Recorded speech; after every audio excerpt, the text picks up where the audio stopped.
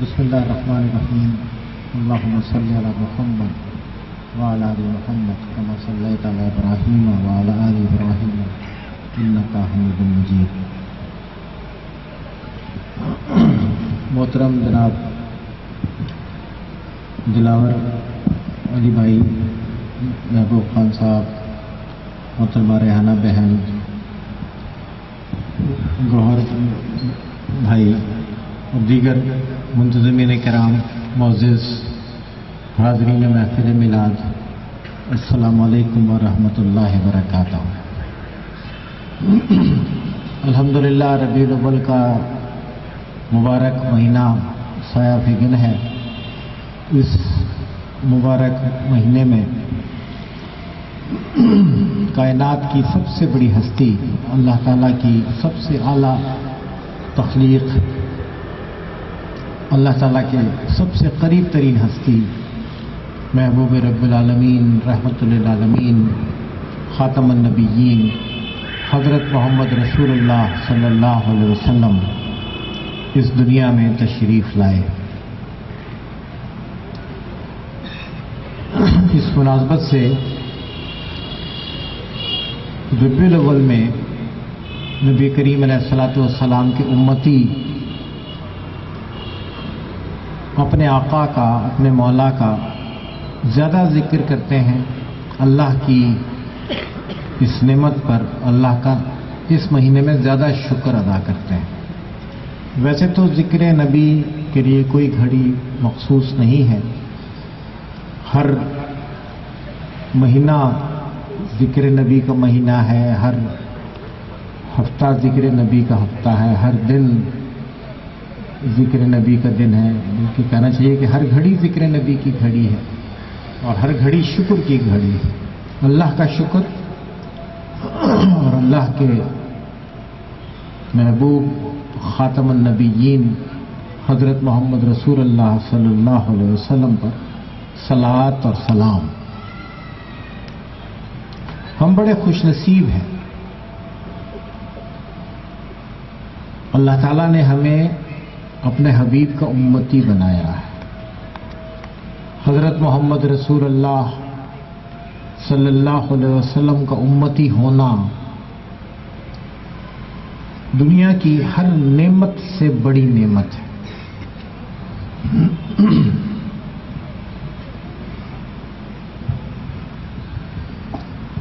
اور یہ نعمت ملنے پر اللہ تعالیٰ کا جتنا شکر ادا کیا جائے وہ کم ہے۔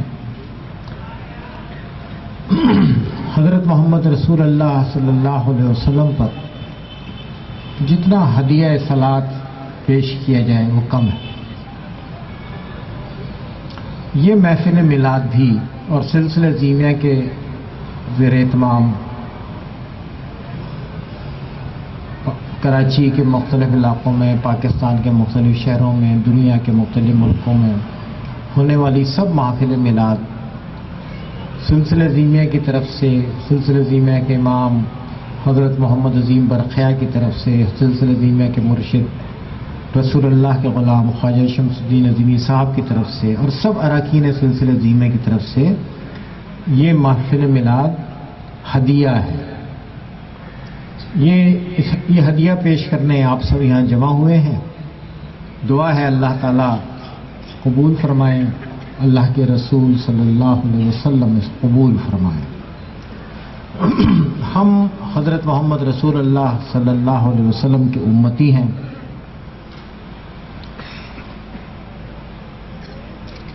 دین اسلام کی نعمت اللہ تعالیٰ نے ہمیں عطا فرمائی ہے۔ رسول اللہ صلی اللہ علیہ وسلم کے قلب اطہر پر اللہ تعالیٰ نے قرآن نازل فرمایا۔ قرآن حضرت محمد رسول اللہ صلی اللہ علیہ وسلم اللہ کے آخری نبی ہیں، اب قیامت تک کوئی نبی اور رسول نہیں ہے۔ قرآن اللہ کی نازل کردہ کتابوں میں سے آخری کتاب ہے، اب قیامت تک کوئی اور کتاب نہیں ہے۔ اور امت محمدیہ جسے قرآن نے خیر امت اور امت وسطیٰ بھی کہا ہے، آخری امت ہے۔ انبیاء کی امتوں میں سے آخری امت ہے۔ نبوت ختم ہو چکی ہے، اب قیامت تک کوئی نبی نہیں، کوئی رسول نہیں، کوئی کتاب نہیں۔ اب توحید کی دعوت دینا،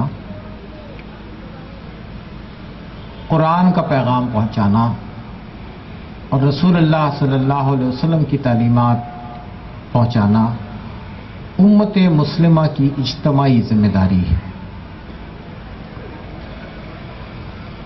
یہ ذمہ داری اجتماعی ذمہ داری ہونے کی حیثیت سے ہم سب کی ذمہ داری ہے۔ میری بھی ذمہ داری ہے، آپ کی بھی ذمہ داری ہے۔ آپ قرآن پڑھیے، قرآن کو سمجھیے،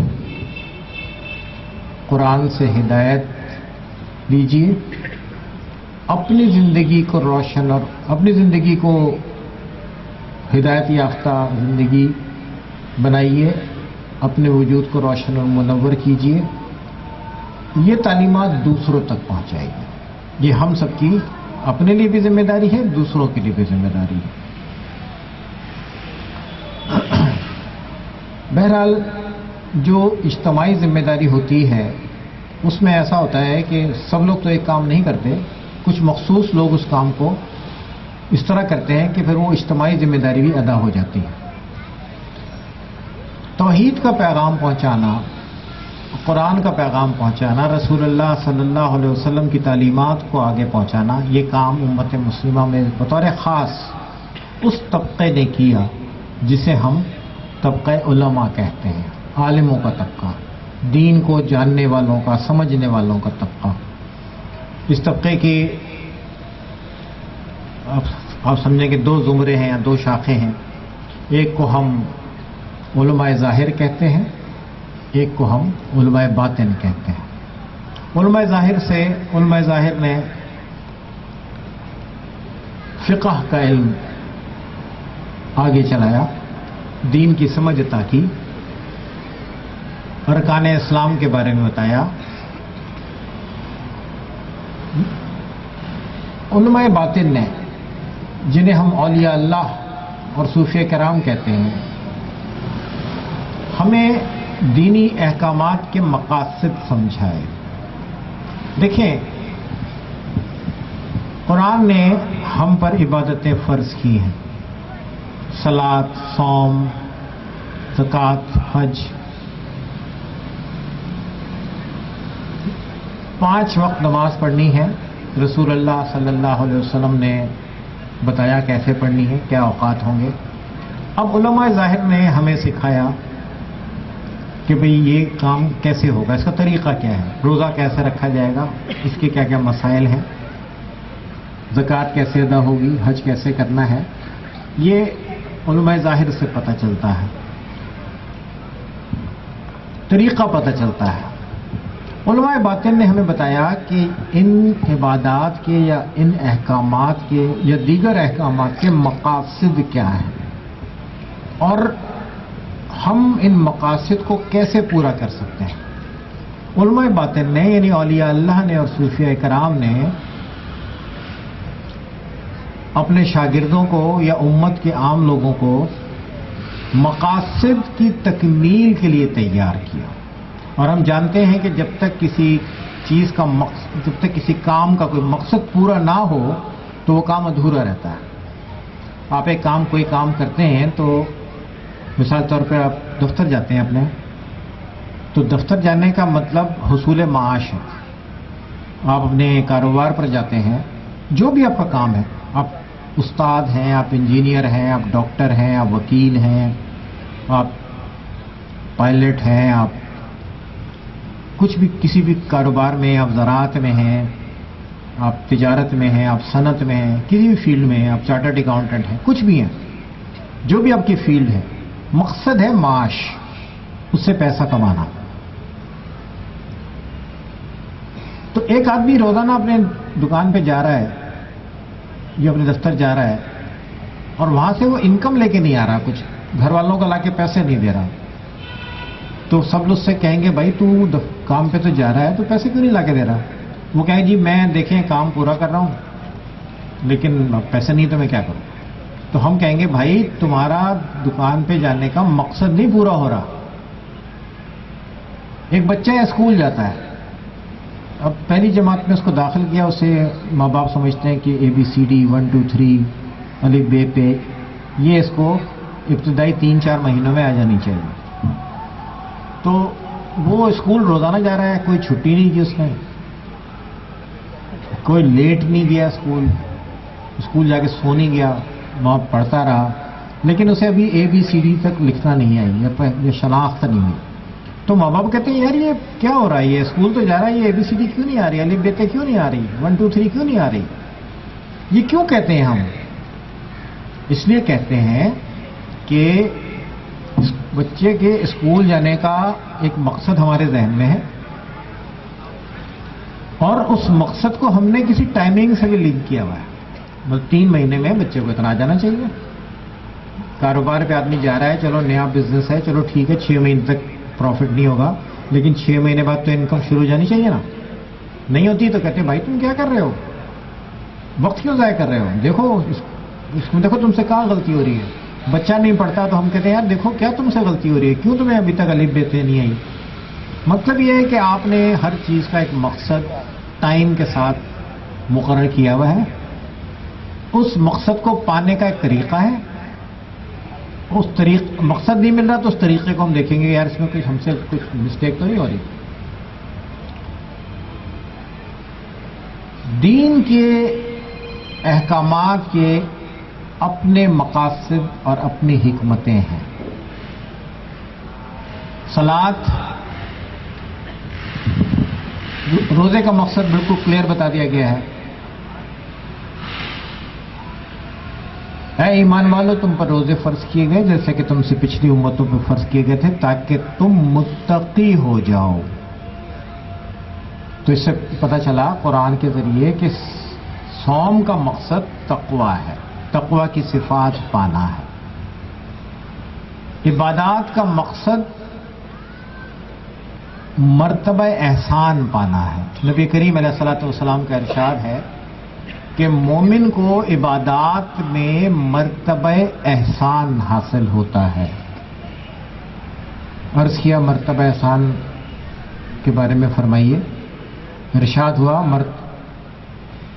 مرتبہ احسان کا مطلب یہ ہے کہ صلاۃ عبادت اس طرح کرو کہ تم اللہ کو دیکھ رہے ہو، اور اگر یہ نہیں تو اس کو فرسٹ سٹیپ میں سمجھ لیجئے کہ پھر تم یہ فیل کرو کہ اللہ تمہیں دیکھ رہا ہے. تو اللہ تو ہمیں ہر وقت دیکھ ہی رہا ہے. ہم آنکھیں کھولیں بند رکھیں، سو رہے ہیں جاگ رہے ہیں، اللہ تو ہر وقت دیکھ رہا ہے. اللہ تو وہ چیزیں دیکھ رہا ہے جو ہمیں بھی نہیں معلوم.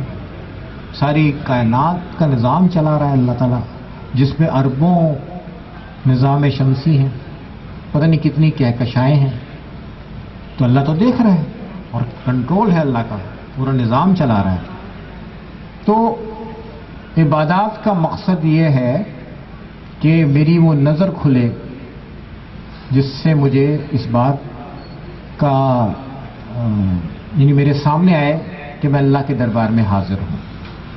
اور اگر یہ نہیں تو کم از کم ابھی مجھے یہ چیز میرے یقین کا حصہ بن جائے کہ اللہ مجھے دیکھ رہا ہے. تو یہ ایک مقصد ہے. جب میں صلاۃ قائم کروں تو یہ مقصد میرے پیش نظر ہونا چاہیے. روزے کا ایک مقصد ہے، زکوٰۃ کا ایک مقصد ہے، حج کا ایک مقصد ہے، اور سب ان سارے مقاصد کا مطلب اللہ تعالی سے قربت ہے. اپنے مالک، اپنے خالق، اپنے مالک اللہ وحدہ لا شریک کے ساتھ قربت ہے. ذہنی، قلبی، روحانی تعلق کا قیام ہے. اب اولیاء اللہ نے ہمیں یہ بتایا، ہمیں یہ سکھایا کہ زندگی اللہ کی عبادت میں گزارو، اور اللہ کی عبادت میں زندگی اس طرح گزارو کہ اللہ کی قربت پانے لگو، تمہیں اللہ کی قربت ملے. اب علماء ظاہر نے یا علماء فقہ نے ہمیں بتایا کہ نماز کیسے پڑھنی ہے، ٹائمنگ کیا ہے، طریقے کیا ہیں. علماء باطن نے یعنی اولیاء اللہ نے ہمیں بتایا کہ نماز سے اللہ کی قربت پانے کے طریقے کیا ہیں.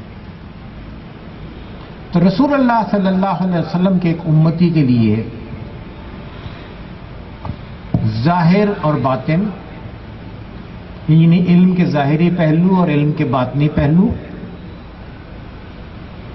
معروف معنی میں کہہ لیں کہ شریعت اور طریقت، دونوں پہلوؤں کو پیش نظر رکھنا ضروری ہے. اور اللہ سے قربت پانے کے لیے قدم بقدم زندگی میں جب بچہ پیدا ہوا، بڑا ہوا، تھوڑا بڑا ہوا، بلوغت ہوئی، تعلیم لی، قرآن پاک پڑھا، نماز پڑھنی سیکھی، روزے رکھے، اللہ نے توفیق دی، کرم کیا، حج پہ گئے، عمرے پہ گئے، یہ ساری چیزوں کا ذہن پہ اور شخصیت پر کچھ اثر مرتب ہونا چاہیے. اور اس کا الٹیمیٹ جو ہے وہ یہ ہے کہ اللہ تعالیٰ سے قربت ملے، مقربان الہی بنے، مقربان الہی میں شمار ہو. اور یہ دعوت سب کے لیے ہے، یہ ہر امتی کے لیے ہے. جہاں سورہ بقرہ میں قرآن پاک میں روزوں کی فرضیت کا ذکر ہے، وہاں اللہ تعالیٰ نے انہی آیات کے آخر میں یہ بھی فرمایا ہے وَإِذَا سَأَلَكَ عِبَادِي أَنِّي فَأَنِّي قَرِيبٌ. میرے بندے آپ سے پوچھتے ہیں میرے بارے میں، یعنی اللہ کے بارے میں. بندے نبی کریم علیہ السلام کے وسیلے سے بات ہو رہی ہے قرآن میں کہ بندے پوچھتے ہیں اللہ کے بارے میں، تو آپ فرما دیجئے، بندوں کو بتا دیجئے اللہ قریب ہے، یعنی اللہ تعالیٰ آپ سے قریب ہے. محسوس کرنے کی بات ہے، یقین کرنے کی بات ہے. محسوسات اور یقین کچھ مراحل پہ نثار کرتا ہے. مجھے ایک چیز کے بارے میں پتا ہے لیکن مجھے اس کا یقین نہیں ہے. مجھے پتا ہے کہ جی یہ بتایا گیا ہے کہ یہ جو گرم چیز ہوتی ہے نا یہ ہاتھ جلا دیتی ہے. تو بتایا گیا، گھر میں کہا گیا، ہماری امی نے کہا بھائی دیکھو یہ گرم پتیلی ہے، اس کو ہاتھ نہیں لگانا. تو پتا تو ہے گرم پتیلی کو ہاتھ نہیں لگانا، لیکن ہاتھ لگا دیا. اب پتا چل گیا او ہو، اب ڈانٹ بھی پڑی، سارا کچھ ہوا کہ تجھے منع کیا تھا یہ کیوں. لیکن دیکھیں وہ یقین کب آیا کہ جب ہاتھ لگایا. پتا تھا آپ کو، بہت ساری باتیں ہمیں معلوم ہوتی ہیں، پتا ہوتی ہیں، یقین کا حصہ نہیں ہوتی ہیں ہمارے. صوفیاء کرام، اولیاء اللہ، صوفیاء کرام اپنے شاگردوں کو، اپنے وابستگان کو، اپنے مریدین کو اللہ کی صفات پر، اللہ کی نشانیوں پر یقین سے واقف کراتے ہیں.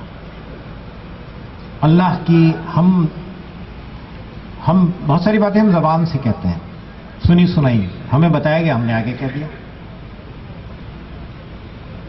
وہ ابھی ہمارے یقین کا حصہ نہیں بنی. اولیاء اللہ، صوفیاء کرام، تصوف کا ادارہ، یہ طریقت کا ادارہ، عبادات کے مقاصد کو آپ کے علم میں لاتا ہے اور آپ عبادات کے مقاصد کو اور اللہ کی حکمتوں کو آپ کے یقین کا حصہ بناتا ہے. اور جن ہستیوں کا یقین، جن ہستیوں نے مختلف مراحل سے گزر کر یقین کو پختہ کر لیا، ان کا ایمان ترقی پاتا ہے، ان کا ایمان پختہ ہوتا ہے. پھر وہ اللہ تعالیٰ کی قربت پاتے ہیں. جو لوگ اللہ تعالیٰ کی قربت پاتے ہیں اللہ تعالیٰ ان کی بات سنتا ہے. اللہ تعالیٰ سب کی سنتا ہے، لیکن جو لوگ اللہ تعالیٰ کی قربت پاتے ہیں اللہ تعالیٰ ان کی درخواستوں کو قبولیت عطا فرماتا ہے. وہ مقربان بارگاہ الہی بن جاتے ہیں. وہ رسول اللہ کے غلاموں میں سے رسول اللہ صلی اللہ علیہ وسلم کے روحانی علوم کے ورثہ میں سے ایسی ہستیاں شیخ عبد القادر جیلانی بن کے سامنے آتی ہیں. ایسی ہستیاں حضرت علی حجویری بن کر سامنے آتی ہیں. ایسی ہستیاں حضرت خواجہ معین الدین چشتی اجمیری بن کر سامنے آتی ہیں. ایسی ہستیاں بہاؤالدین زکریا کی صورت میں سامنے آتی ہیں. ایسی ہستیاں حضرت لال شہباز قلندر، حضرت بابا فرید کی شکل میں سامنے آتی ہیں. ہم اللہ کے بندے ہیں، حضرت محمد رسول اللہ صلی اللہ علیہ وسلم کی امتی ہیں، اور اللہ کے ان دوستوں کے، ان اولیاء اللہ کے عقیدت مند ہیں. ان سے محبت کرنے والے، ان سے عقیدت رکھنے والے ہیں. سلسلہ زینیہ رسول اللہ صلی اللہ علیہ وسلم کے غلاموں کا سلسلہ ہے.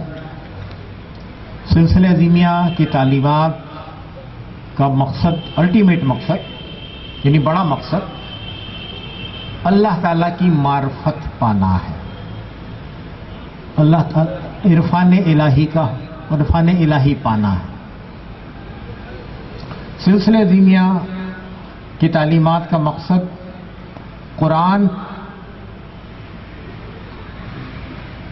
قرآن کی آیات کو سمجھنا ہے، رسول اللہ صلی اللہ علیہ وسلم کی تعلیمات کو سمجھنا ہے، اللہ تعالیٰ کی مشیت کو سمجھنا ہے،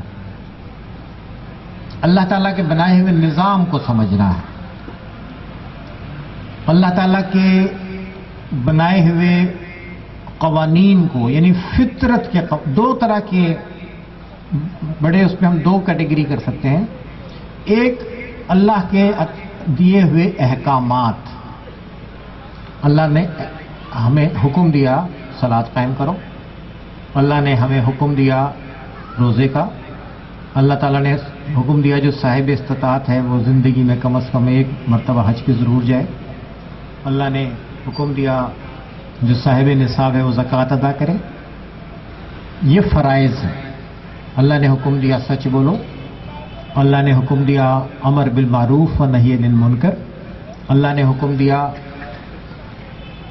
سورہ بنی اسرائیل میں تو اور ایک اور جگہ بڑا واضح کہا، اللہ نے یہ فیصلہ کر دیا ہے کہ اس کے علاوہ کسی کی عبادت نہ کی جائے اور ماں باپ کے ساتھ حسن سلوک کیا جائے. تو ماں باپ کے ساتھ حسن سلوک ماں باپ کا ادب احترام کوئی اخلاقی لحاظ سے بات نہیں ہے، ہم کہیں جی کوئی مورل بات ہے. نو، یہ اللہ کا حکم ہے، اور اللہ نے یہ حکم اپنے حق کے ساتھ بیان کیا ہے. جہاں اپنا حق بیان کیا وہاں کہا ہے کہ ماں باپ کے ساتھ اچھی طرح پیش آؤ. اسی طرح اور کئی باتیں، تقوی اختیار کرو، تو تقوی اختیار کرنا حکم میں آتا ہے. تو ایک تو وہ احکامات ہیں جو ہمیں اس جیسا بالکل کلیئر صورت میں ہمیں احکامات دیے گئے ہیں.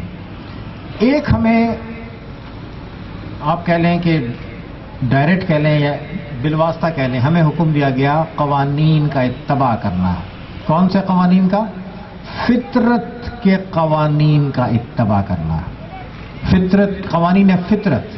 قوانین فطرت کے خلاف مت جانا، قوانین فطرت کی پیروی کرنا.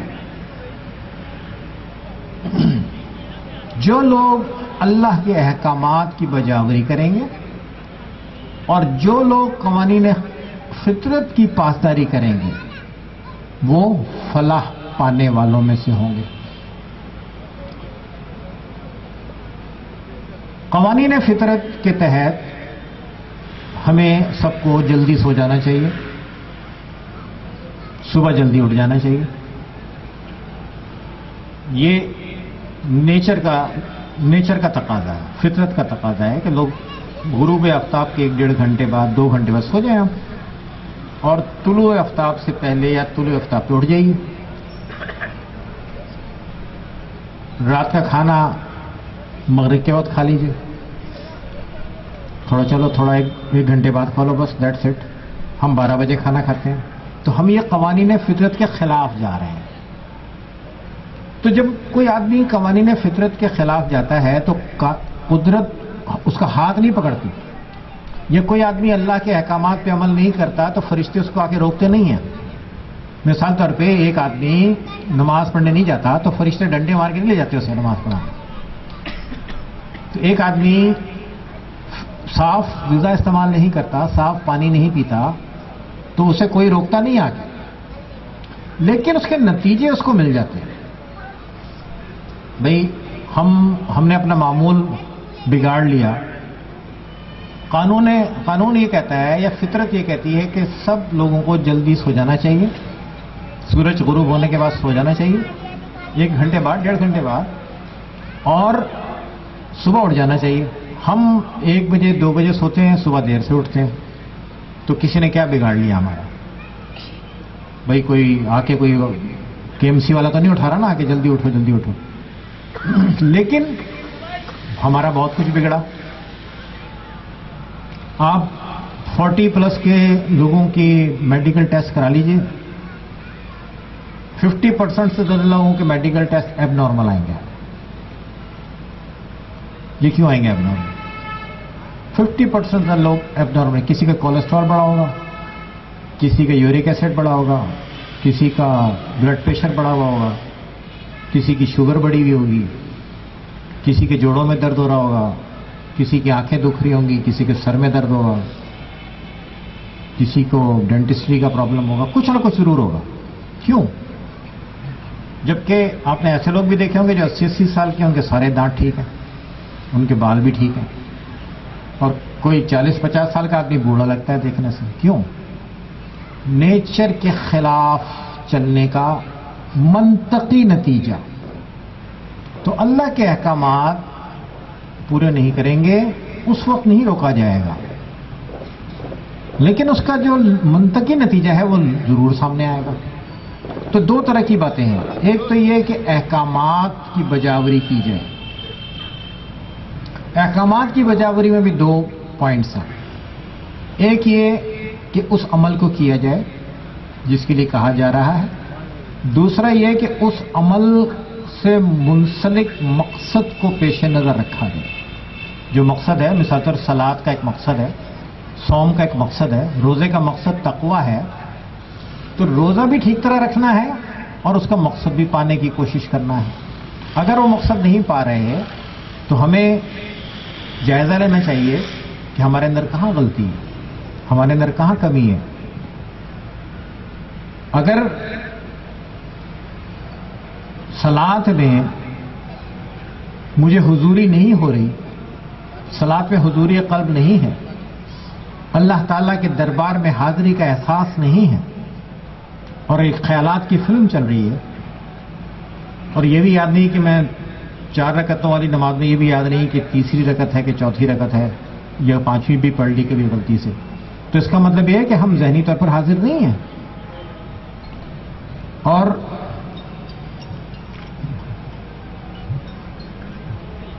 ہم ذہنی طور پر حاضر نہیں ہیں، اور اس کا یہ بھی مطلب ہے کہ ہم اس عمل کے مقصد سے واقف نہیں ہیں، یا واقف ہے تو اسے پورا کرنے کے لیے بالاہتمام کچھ نہیں کر رہے.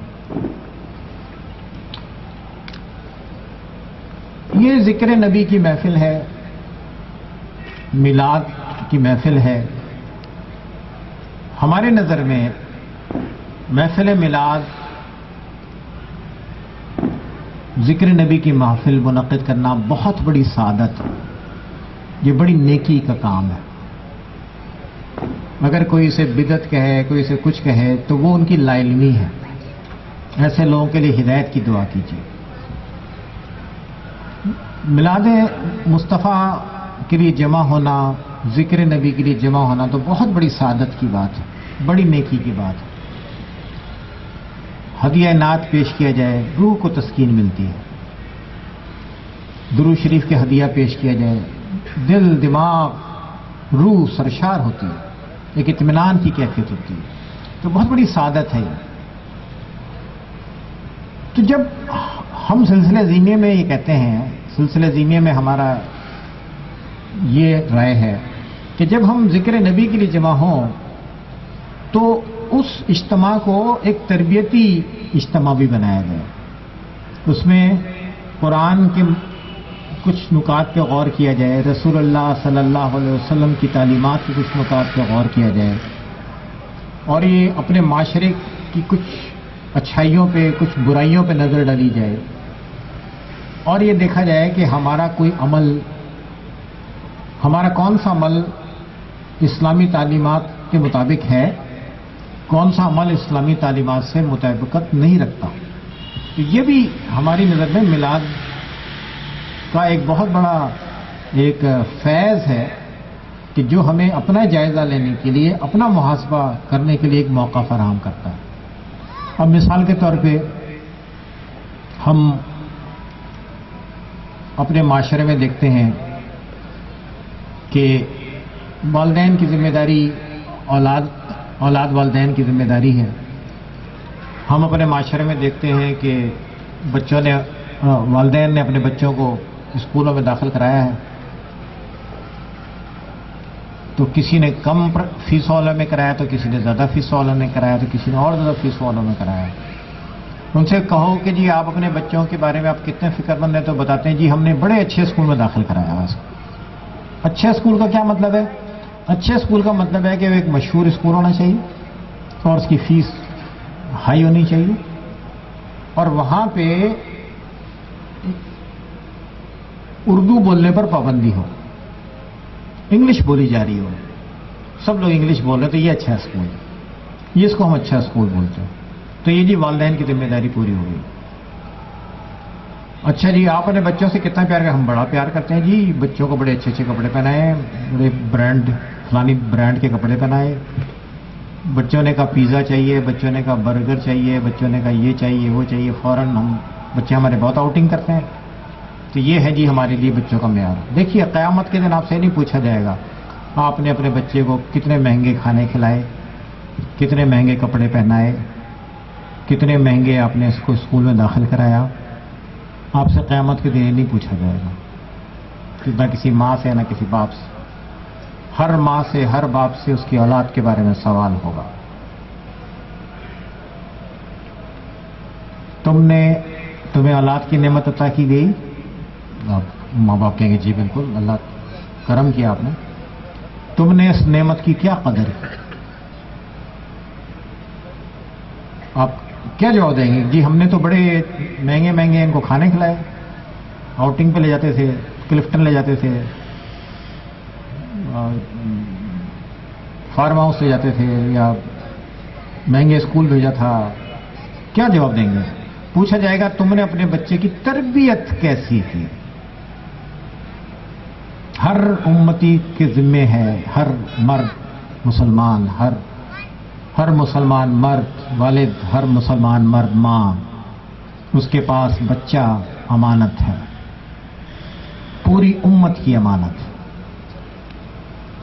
ہر مسلمان ماں کی ذمہ داری ہے کہ وہ اپنی اولاد کی اچھی تربیت کرے، ہر مسلمان باپ کی ذمہ داری ہے کہ اپنی اولاد کی اچھی تربیت کرے۔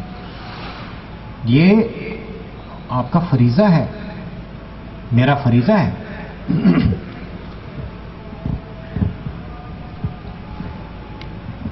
اب ہم لوگ کہتے ہیں جنریشن گیپ آ گیا ہے، جنریشن گیپ آ گیا ہے۔ بچے آج کل کے سنتے نہیں ہیں، وہ موبائل فون میں لگے رہتے ہیں، لیپ ٹاپ میں لگے رہتے ہیں، لیپ ٹاپ والی نسل آ گئی ہے آج کل کے بچے۔ جب دیکھو ٹک ٹک ٹک ٹک ٹک، اور یا او بھائی ہر ٹائم میں پرانی نسل کو آنے والی نسل سے شکایتیں رہی ہیں۔ سن 60 میں بھی ایسے ہوتا تھا۔ سن 60 کے جو والدین تھے وہ اپنے بچوں کے بارے میں کہتے تھے آج کل کے بچے تو بھائی بہت ہی تیز ہیں، सन 30 में भी ऐसे होता था।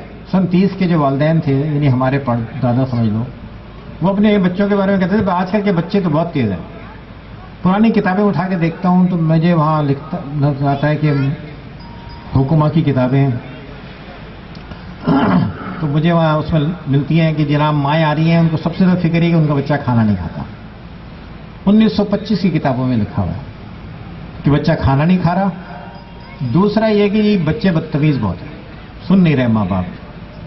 तो इसका ताल्लुक गैजेट से नहीं है, इन गैजेट से नहीं है, ये एक फिनोमेना है। नई नस्ल और तरह सोचती है, पुरानी नस्ल और तरह सोचती है। जनरेशन गैप गैजेट से नहीं आया कि जी मेरे पास भी है फोन, मेरा फोन में कोई प्रॉब्लम होती है अपने बेटे को देता हूं, यार देख यार इसको क्या हो गया, तो 2 मिनट में ठीक करके देता मुझे और बड़े फख्र से मुस्कुराते हुए देखता है मेरी तरफ। तो मैं कहता हूँ हाँ यार थैंक यू वेरी मच भाई, तू अच्छा। हमें नहीं पता चल भी जाएगा थोड़ा अगर टाइम लगाएंगे, लेकिन हम लोग टाइम भी नहीं लगाते। लेकिन जनरेशन गैप ये नहीं है कि मुझसे एक गैजेट ठीक नहीं हो रहा तो बच्चे ने ठीक कर दिया तो जनरेशन गैप है। दुनिया में बहुत सारी चीजें ऐसी हैं जो बड़ी उम्र के लोग ठीक नहीं कर सकते, छोटी उम्र का कारीगर ठीक करता है वो। मैं मेरे पास एक कार है, मुझे तो कार का कुछ नहीं पता, तो मोहल्ले का एक छोटा है वो ठीक कर देता है, जिससे कोई जानता है उसे, तो जनरेशन गैप हो गया क्या? नो, जनरेशन गैप ये है कि नई नस्ल के जहन को, नई नस्ल के जहन में उभरने वाले तकाज़ों को, नई नस्ल के जहन में उठने वाले सवालात को ना समझा जाए, और अगर समझ रहे हैं तो उनके जवाबात ना दिए जाएं। यह है जनरेशन गैप। और जनरेशन गैप कभी यंग जनरेशन से नहीं आता, जनरेशन गैप हमेशा ओल्ड जनरेशन से आता है। जनरेशन गैप के जिम्मेदार यंग जनरेशन नहीं है, बच्चे नहीं है, नौजवान नहीं है। यंग जनरेशन के जिम्मेदार हैं 50+ के लोग। उनको चाहिए कि वो ये सोचें कि हमारे बच्चे क्या सोच रहे हैं, और बच्चों की फहम के मुताबिक उनके सवालात के जवाबात उन्हें दिए जाए, तो जनरेशन गैप नहीं रहेगा। बहुत सारे घरों में नहीं है। लेकिन देखिए, ये जनरेशन गैप की बात तो चलें बीच में आ गई। तरबियत जो एक आम सी चीज है, जो बचपन से हम देते हैं, माँ बाप जायजा लें कि तरबियत की जिम्मेदारी हम में से कितने वालिदैन पूरी कर रहे हैं। हम किसी के घर जाते हैं, उनके बच्चे मिलते हैं, आके मिलते हैं, अस्सलाम वालेकुम, अस्सलाम वालेकुम, बड़े अदब से सलाम करते हैं, खामोशी से बैठ जाते हैं। कोई वो चाय वाय का इंतजाम करते हैं तो बच्चे बड़े अदब से या तो चले जाते हैं कमरे से, या फिर बड़े अदब से खाना खाते हैं। उनके खाते हुए चपड़ चपड़ की आवाज़ें नहीं आती, वो कुछ चीज़ें नहीं गिराते, बहुत तमीज़ से खाना खाते हैं। तो हम कहते हैं फलाने भाई ने, फलानी बहन ने अपने बच्चों की तरबियत बहुत अच्छी की हुई, देखो भाई इन्होंने कितनी अच्छी तरबियत की, इनके बच्चे कितने अच्छे हैं। वो भाई ये तरबियत नहीं है, इसे हम गलत तरबियत इसे हम तरबियत समझना हमारा गलती है। ये मैनर्स और एटिकेट हैं, ये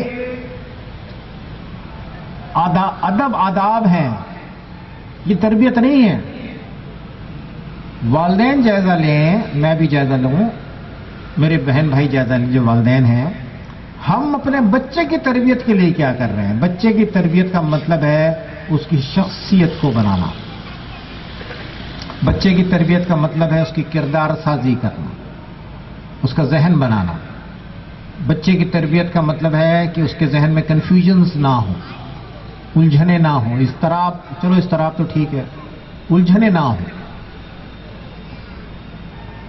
उसका माइंड क्लियर हो बहुत सारी बातों में, उसका जहन दीन इस्लाम के बारे में वाज़ेह हो, अपने माशरे के बारे में चीजें वाज़ेह हो, क्लियर हो, एक क्लियर सोच हो। मुश्किल वक्त में, आड़े तिरछे वक्त में उसकी शख्सियत मजबूत हो, ठोस बुनियादों पर हो। स्ट्रांग पर्सनैलिटी, एक स्ट्रांग पर्सनैलिटी होती है, एक वीक पर्सनैलिटी होती है। ہم دیکھتے ہیں ہمارے لڑکے بچے بچیاں بہت پڑھے لکھے ہیں، اچھے اچھے اداروں سے پڑھے لکھے ہیں، مگر ان کی پرسنالٹی میں اسٹرینتھ نہیں ہے، کنفیوز ہیں، ذرا ذرا سی بات پہ اپنے ملک کے بارے میں بدگمان ہونا شروع ہو جاتے ہیں، یار پتہ نہیں کیا ہوگا، ذرا سی کوئی بات ہو تو مذہب کی طرف سے سوالات اٹھنے شروع ہو جاتے ہیں، یار یہ کیا بات ہوئی، میں نے سنا ٹی وی پہ ایک مولوی صاحب یہ بات کر رہے تھے، تو یار ہمیں تو یہ بات بتائی گئی ہے لیکن وہ مولوی صاحب تو وہ بات، ارے بھائی تو نے کسی ایک نے سن لیا تو کنفیوز ہو گیا یا کنفیوز ہو گئی، کیوں گئی؟ اس لیے کہ صحیح معنوں میں گھر سے جو تربیت ہونی چاہیے تھی، جو ذہن سازی ہونی چاہیے تھی، جو کریکٹر بلڈنگ ہونی چاہیے تھی، جو پرسنالٹی ڈیولپمنٹ ہونی چاہیے تھی، وہ نہیں ہوئی۔ ان کے بچے بڑے اچھے ہیں، کھانے کی ٹیبل پہ بڑے ادب سے کھانا کھایا، ارے بھائی وہ اسے تربیت نہیں کہتے، یہ مینرز اور ایٹیکیٹ ہے۔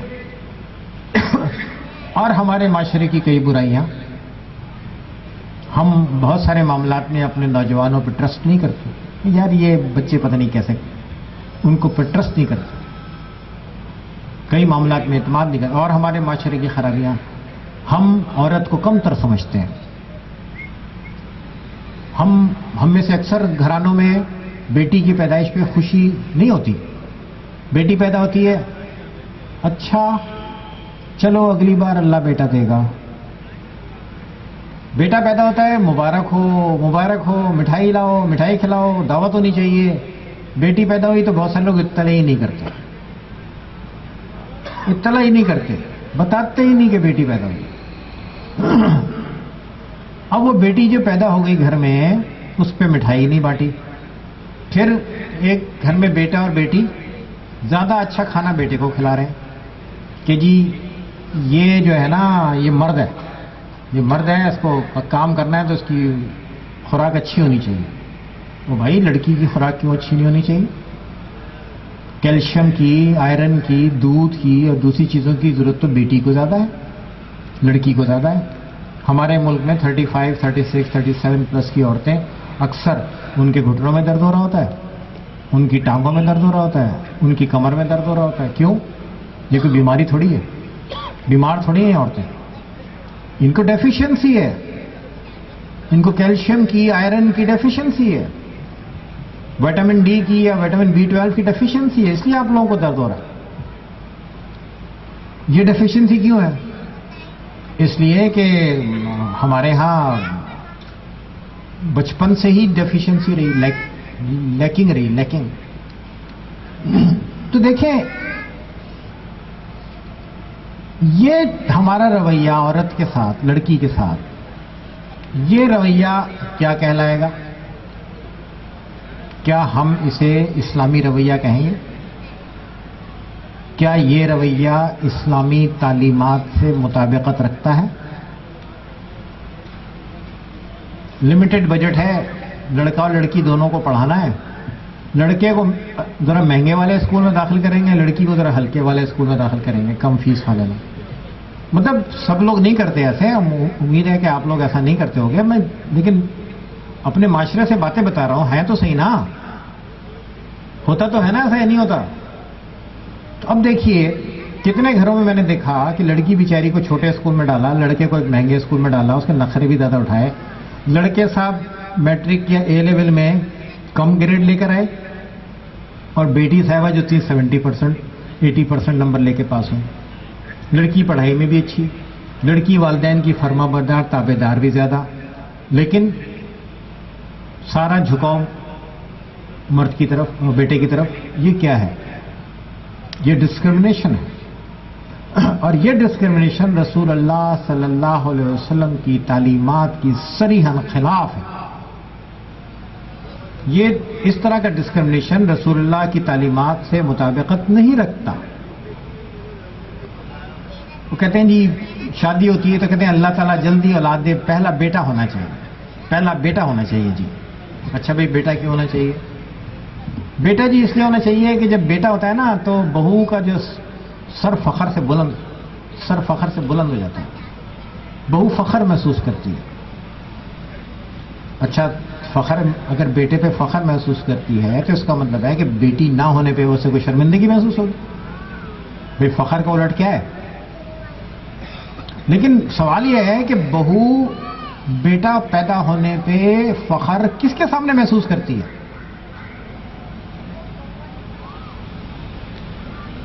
بتائیں جی ریانہ، کس کے سامنے محسوس کرتی ہے؟ ساس کے سامنے. تو ساس کون ہے؟ بھائی سسر کو اتنا فرق نہیں پڑتا بیٹا بیٹی کا، زیادہ تر گھر میں عورتوں کو زیادہ مسئلے ہوتے ہیں. تو عورت لڑکی انوانٹیڈ کس کے لیے زیادہ ہے؟ چلو مردوں کے لیے بھی ہوگی لیکن زیادہ کس کے لیے ہے؟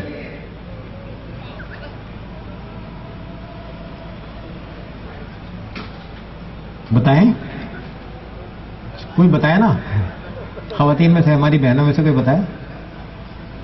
ہاں ہاں عورت کے لیے نا. تو یہ مجھے بتائیے کہ میں نے دیکھا ہے کہ ہمارے یہاں بھی اجتماعات ہوتے ہیں، میلاد کے اجتماعات ہوتے ہیں، دوسرے مذہبی اجتماعات ہوتے ہیں، ان میں دیکھا ہے کہ عورتوں کی تعداد مردوں سے زیادہ ہوتی ہے.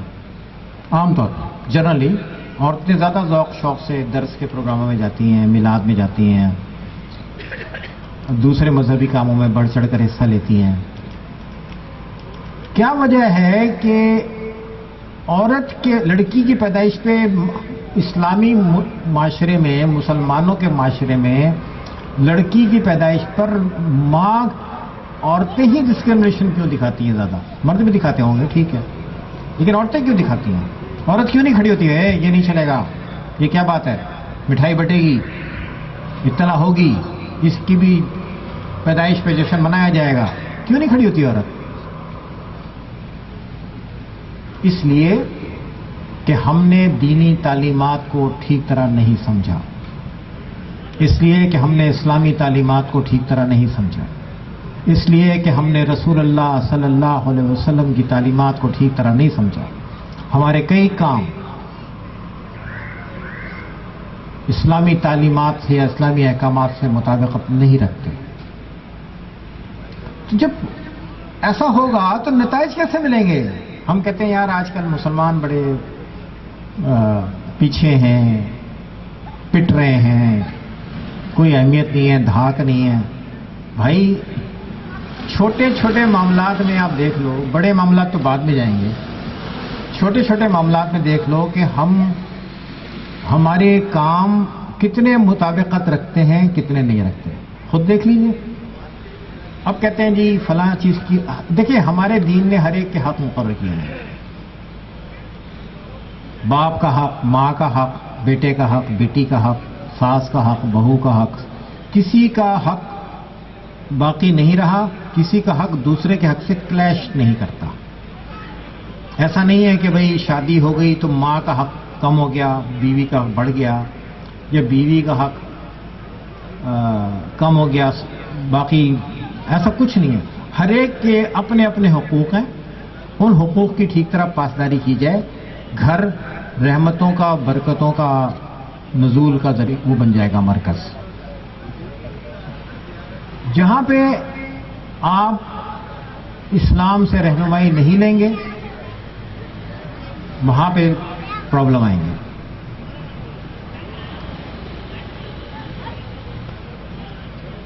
بیٹا ہو یا بیٹی، اولاد اللہ کی نعمت ہے اور ماں باپ کی ذمہ داری ہے. بیٹا ہو یا بیٹی دونوں کے بارے میں والدین سے اللہ کے دربار میں جواب طلب کیا جائے گا. میں نے اپنے بچوں کی اچھی تربیت کی ہوگی، میرے سے اپنے بچوں کی تربیت کے بارے میں پوچھا جائے گا. میرے سے یہ بھی پوچھا جائے گا کہ تم نے اپنی اولاد کا اکرام کیا کہ نہیں کیا.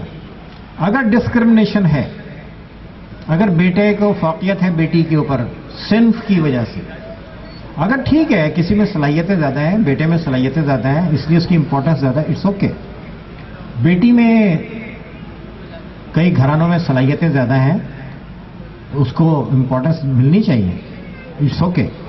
لیکن صلاحیتوں کی بنیاد پہ چیز الگ ہے، لیکن محض صنفی بنیاد پہ کہ بیٹا یا بیٹی کی بنیاد پہ کوئی ڈسکرمنیشن ہے، امتیازی سلوک ہے، تو یہ اکرام نہیں ہوا عورت کا، اولاد کا۔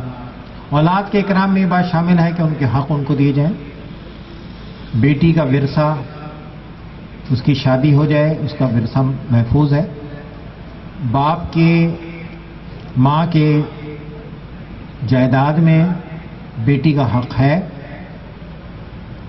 کسی صورت ختم نہیں ہوتا کہ جی بیٹی سے لکھوا لو کہ تو معاف کر دے، وہ بیٹی کے پاس جا کے چلے گئے بیٹی تو معاف کر دے، بیٹی نے ماں باپ کے لحاظ سے معاف کر دیا، دیکھ لیں معاف کروانے والے پتہ نہیں کہیں پکڑ نہ ہو جائے۔ وہ معاف کروانا قانون کے نظر میں ہے، اس کی ویلیڈیٹی عدالتوں کی حد تک ہے ہماری دنیاوی۔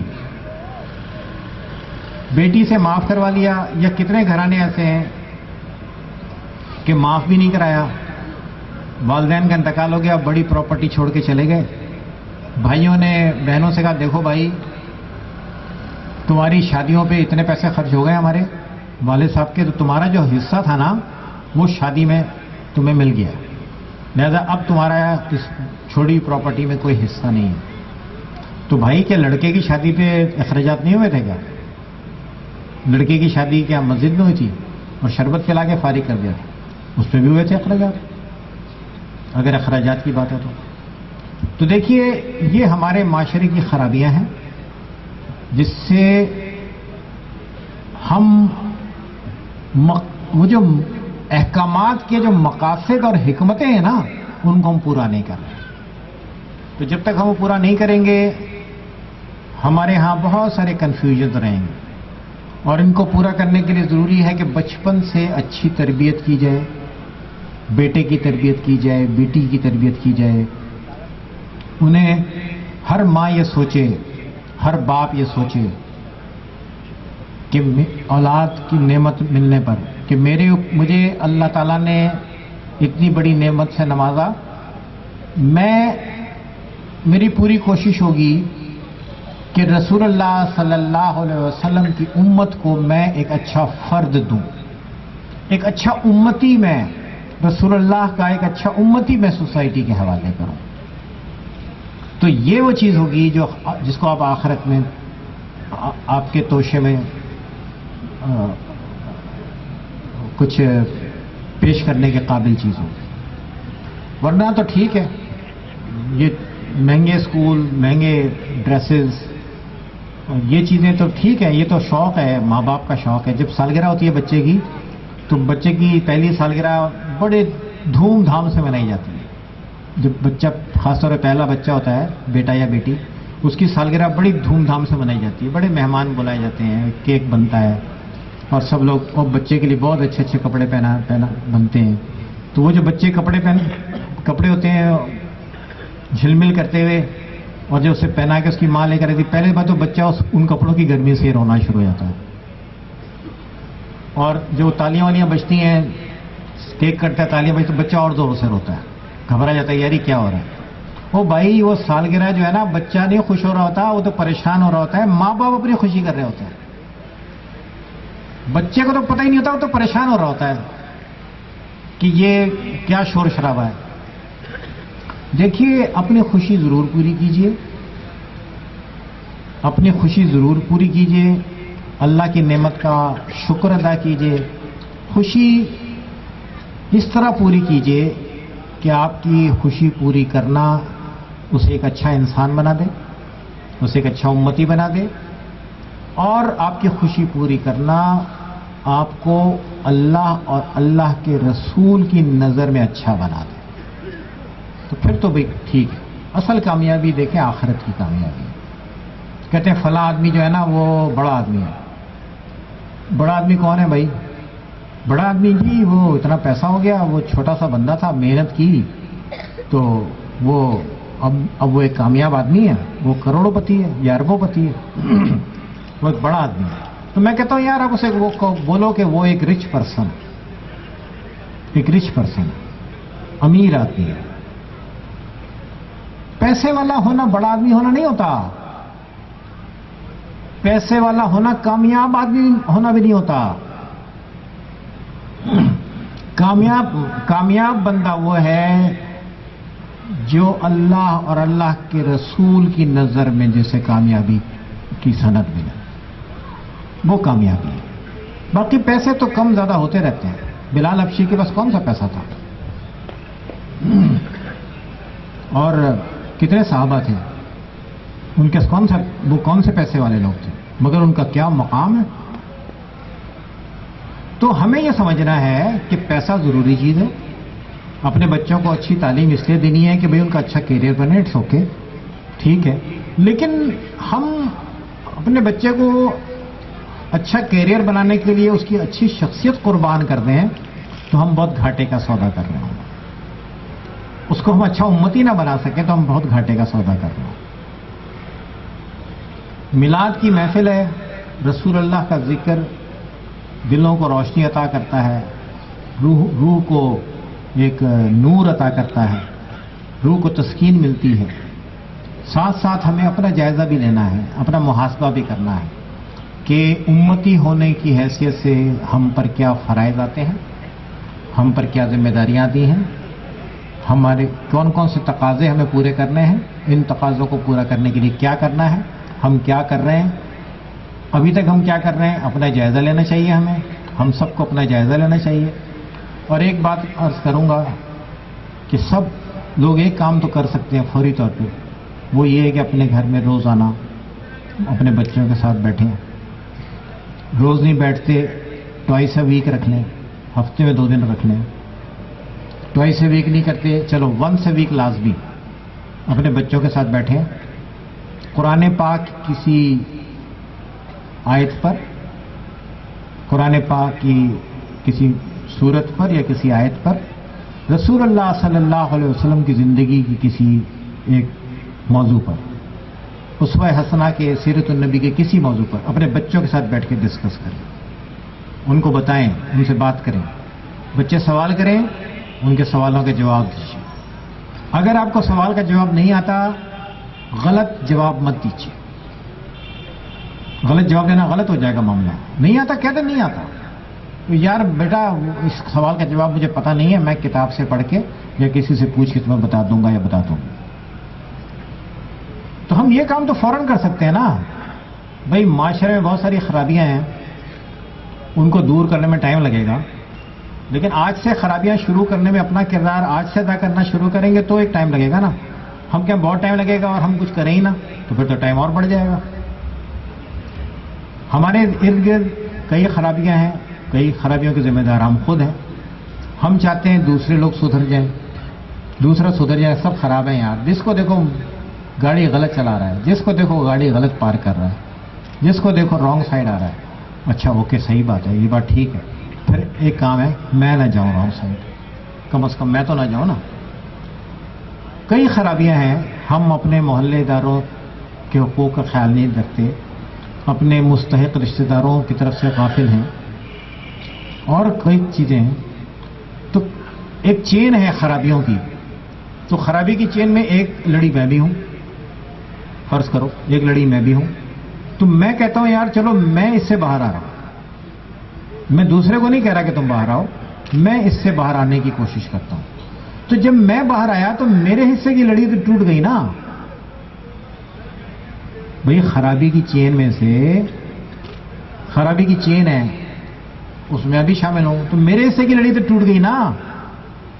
तो मैं क्या कहता हूं, दूसरी लड़ी टूटे, दूसरी, अरे भाई मैं अपने आप को तो ठीक करूं ना, अपने आप को तो उस गंद में से बाहर निकालूं। तो मेहरबानी कीजिए, हमारी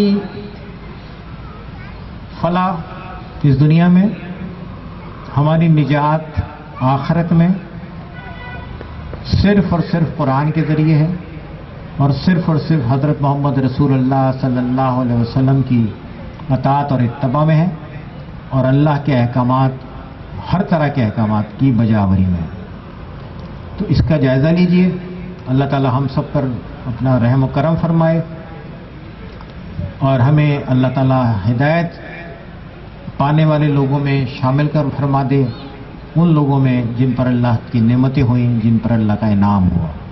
अल्लाह ताला से दुआ है यहाँ आप सबकी हाज़िरी को अल्लाह ताला कबूल फरमाए, آپ پر اللہ تعالیٰ رحمتیں، نعمتیں اور برکتیں نازل فرمائے۔ اس مجلس میلاد کے سب منتظمین، ہماری ریحانہ بہن گوہر اور ہدیہ نعت پیش کرنے والے، سیرت النبی کا بیان کرنے والے اور سارے لوگ، انتظامیہ کے سارے لوگ، جتنے بہن بھائی ہیں جنہوں نے کسی بھی طریقے سے اس میں شرکت کی ہے، سب کے جذبوں کو، سب کے کاموں کو اللہ تعالیٰ قبول فرمائے۔ جتنے بھی حاضرین مجلس ہیں سب پر اللہ تعالیٰ کی رحمتیں، اللہ کی نعمتیں، اللہ تعالیٰ کی برکتیں نازل ہوں۔ اللہ تعالیٰ آپ کو خوشیاں عطا فرمائے، اولاد کی طرف سے سکھ عطا فرمائے۔ جن والدین پر اولاد کی ذمہ داریاں ہیں، بیٹے کی، بیٹی کی، اللہ تعالیٰ انہیں ان ذمہ داریوں سے اچھی طرح سبکدوشی عطا فرمائے۔ اولاد کو والدین کا ادب کرنے کی، خدمت کرنے کی توفیق عطا فرمائے۔ ہمیں قرآن پاک کو سمجھنے کی توفیق عطا فرمائے، قرآن پاک کا صحیح فہم اللہ ہمیں عطا فرمائے، نبی کریم علیہ الصلوۃ والسلام کی تعلیمات کا صحیح فہم ہمیں اللہ تعالیٰ عطا فرمائے، اور ہمیں قرآن پہ اور تعلیمات نبی پر چلنے کی اللہ تعالیٰ توفیق عطا فرمائے، اور اس کام میں اللہ تعالیٰ ہماری مدد فرمائے۔ صلی اللہ تعالیٰ علی خیر خلقہ سیدنا محمد وآلہ واصحابہ وازواجہ اجمعین برحمتک یا ارحم الراحمین۔